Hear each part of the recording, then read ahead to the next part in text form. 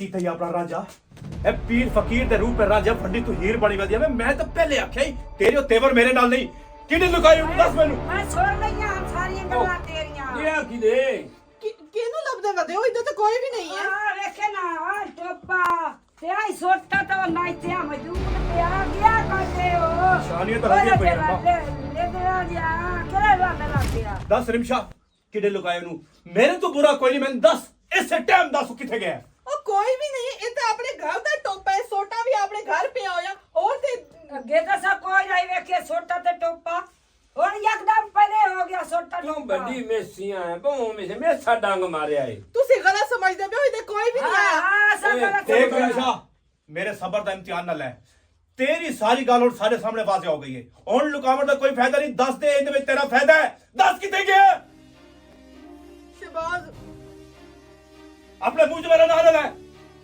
शहबाज शहबाज दे नाम की इज्जत रखी तू बोल भी पा अंगी हो गई है ओ सादा अपने आशिक ना छोड़ तैनू बचावे इथों आके ਤੰਦਵਾ ਲੱਗ ਗਿਆ ਏ अब्बा शक ते मैनू करन दा आई लेकिन मेरी अखा खोल कर रख दी तेरे मेरी मां प्यो तुसा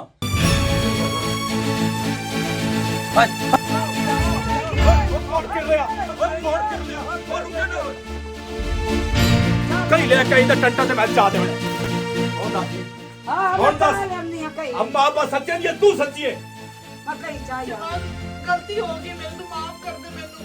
सिहाड़े सच आदन कि औरत दे 100 रूप होदन ਪਹਿਲਾਂ ਮੇਰਾ ਪੁੱਤਰਾ ਪਾੜੀ ਆ ਇਹ ਪਾੜੀ ਨਾਲ ਇਹਨੇ ਟੁੱਟੇ ਘਰ ਛੱਡ ਤੇ ਕੁੱਤਿਆਂ ਨੂੰ ਲਗਾ ਛੱਡ ਇਹਨੂੰ ਨਹੀਂ ਨਹੀਂ ਸ਼ਹਿਬਾਜ਼, ਇਹ ਕੰਮ ਨਾ ਕਰੀ, ਮੈਨੂੰ ਮਾਫ ਕਰ ਦੇ। ਮੈਂ ਤਾਂ ਬਾਦੇ ਗਲਤੀ ਨਹੀਂ ਕਰਾਂਗੀ।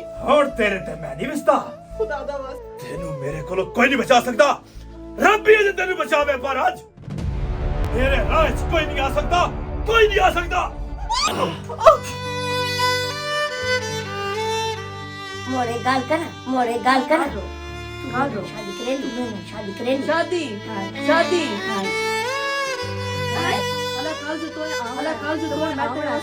मैं तेरे वास्ते की बना रखा? हलवा हलवा हलवा शिवजी अल्लाह अल्लाह ठीक है।